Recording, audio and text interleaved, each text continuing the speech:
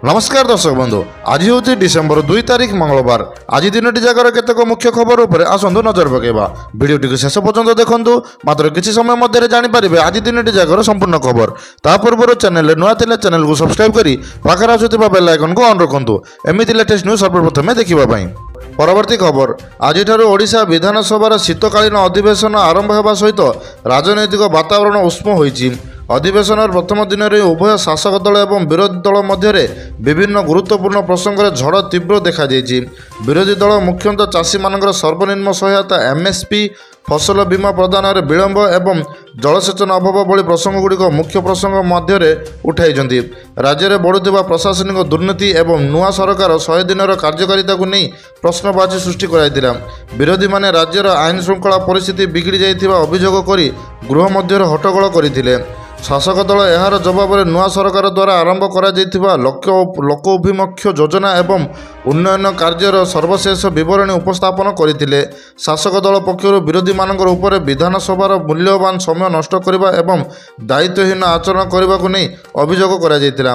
प्रथम दिन में उभय पक्ष आक्रमणकार मुड्रे थिबारु एही अधिवेशन अत्यंत गुरुत्वपूर्ण एवं झड़पूर्ण रहिबो बोली आशंका करा जाउछि। ओडिशा सरकार राज्यर स्वास्थ्य सेवा गुणवत्ता को बढ़ाइबा एवं रोगींकर उन्नत सेवा जोगाइबा समस्त सरकारी और घरोई डाक्तर एक नूतन मानदंड प्रणयन करिसेंती। एही संस्करण पदक्षेप जो रोगी कल्याण प्राथमिकता देइछि।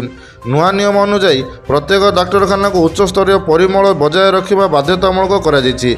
विशेषकर बायोमेडिकल वर्ज्यवस्तु परिचालन उपर कड़ा नजर रखा सहित डाक्तरखाना कार्यरत डाक्तर एवं स्वास्थ्यकर्मी मानकर रोगींकर प्रति व्यवहार को नहीं नूतन नियम प्रस्तुत होइछि, जहाद्वारा रोगी एवं सेमानकर संपर्क माने उत्तम व्यवहार पाइपारे। डाक्तरखाना गुड़िक आधुनिक चिकित्सा उपकरण एवं पर्याप्त भित्तिभूमि रखा पड़ो। एही मानदंड गुड़िक जातीय प्रत्ययन बोर्ड नियम अनुसार प्रस्तुत करा जाइछि। जो डाक्तरखाना यही नूतन मानदंड को पालन करिबारे विफल हेबे सेमानकर लाइसेंस बातिल करबा किंबा मोटा अंकर जरिमाना लगाइबा नियम प्रणयन करा जाइछि। परवर्ती खबर एशियार सर्वबृहत्तम लुणी प्राणी ह्रद चिलिका को एक विश्वस्तरीय पर्यटन केन्द्र में परिणत करने ओडिशा सरकार चिलिका उन्नयन कर्तृपक्ष मिलित भाव अनेक गुरुत्वपूर्ण पदक्षेप ग्रहण करिसेंती। ह्रदर परिवेश एवं जैव विविधता को सुरक्षा देवा सहित इको टूरिज्म को प्रोत्साहित करने उपर विशेष ध्यान दि जाइछि।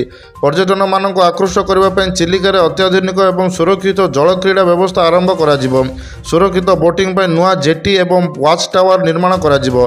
पर्यटक रहणी पर इको कजेट एवं विश्राम स्थल उन्नतीकरण करा जिवो। स्थानीय लोक विशेषकर मत्स्यजीवी संप्रदाय को नहीं पर्यटन कार्यक्रम को आगक बढ़ाइबा तालीम एवं सचेतन कार्यक्रम जारी रही। परवर्ती खबर उत्तर पश्चिम दिगरु ठंडा एवं शुष्क पवन प्रभाव पड़ा कारण ओडिशा रे पुणी थे शीतर प्रकोप तीव्र होबार संभावना रही। आंचलिक पाणीपाग केन्द्र पक्षर यह संपर्क में सतर्क सूचना जारी करिछि। पाणीपाग विभाग अनुसार आगामी 48 घंटा मध्य राज्यर विशेषकर अभ्यंतरण ओडिशा अनेक स्थान में सर्वनिम्न तापमात्रा 2 ରୁ 3 डिग्री सेल्सियस पर्यंत ह्रास पाइबार संभावना रही। कंधमाल कोरापुट सुंदरगढ़ और कलाहांडी भली जिलागुड़िक शीतर प्रभाव अधिक रहिबो एवं यही जिलागुड़िक हलदिया वार्निंग जारी करा जाइछि। आज दारिंगबाड़ी सर्वनिम्न तापमात्रा 6 डिग्री सेल्सियस रेकर्ड करा जाइछि, जार शीतलतम स्थान भाव रही। जिला प्रशासन पक्षर वृद्धावृद्धि शिशु एवं असहाय लोकों शीत प्रकोपर रक्षा करने उचित व्यवस्था निया कंबल बंटन करने को निर्देश दि जाइछि।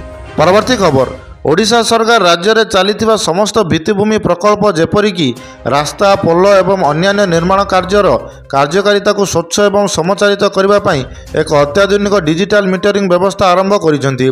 पुराना मैनुअल मीटरिंग प्रणाली रे थिबा त्रुटि को दूर करी निष्पत्ति नेबार प्रक्रिया को द्रुत करने एवं आर्थिक स्वच्छता आनिबार एहार मुख्य लक्ष्य।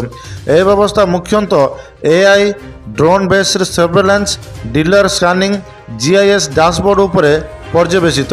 यही डैशबोर्ड माध्यम प्रकल्प अग्रगति को वास्तव समय ट्रैकिंग करा जाय परिबो। यह केवल भौतिक अग्रगति नुहे बरं प्रकल्प खर्च होउथिबा अर्थर हिसाब उपर मध्य नजर रखे। कौन से प्रकल्प रे विलंब किंबा अव्ययतक्रम हेबार आशंका थिले एआई स्वयंचालित भाव में सतर्कता सूचना जारी करिथाए। एही व्यवस्था को प्रथमे वर्क डिपार्टमेंट आरंभ करा जायतिला एवं परे याको अन्य विभाग रे संप्राण करने को योजना करा जायछि।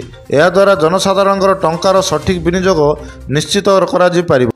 পরবর্তী খবর ওড়িশার পর্যটন ক্ষেত্র ପାଇଁ আজ এক বড় খবর আসিছি। কোরাপুট জেলার জয়পুর বিমানবন্দরକୁ আন্তর্জাতিক উড়াণ ପାଇଁ স্বীকৃতি মিଳିଛି। ଏହାଦ୍ୱାରା ଆଭ୍ୟନ୍ତରୀଣ ଓଡ଼ିଶାରେ ପର୍ଯ୍ୟଟନ ବୃଦ୍ଧି ପାଇବ। ବିଶେଷ କରି କୋରାପୁଟ, ମାଲକାନଗିରି ଏବଂ ରାୟଗଡ଼ା ଅଞ୍ଚଳରେ ଆର୍ଥିକ ବିକାଶରେ ସହାୟତା ହେବ। ଏହି ନିଷ୍ପତ୍ତି ଓଡ଼ିଶାକୁ ଦେଶର ଅନ୍ୟାନ୍ୟ ପ୍ରମୁଖ ସହର ସହିତ ସିଧାସଳଖ ଭାବରେ ଯୋଡ଼ିବ।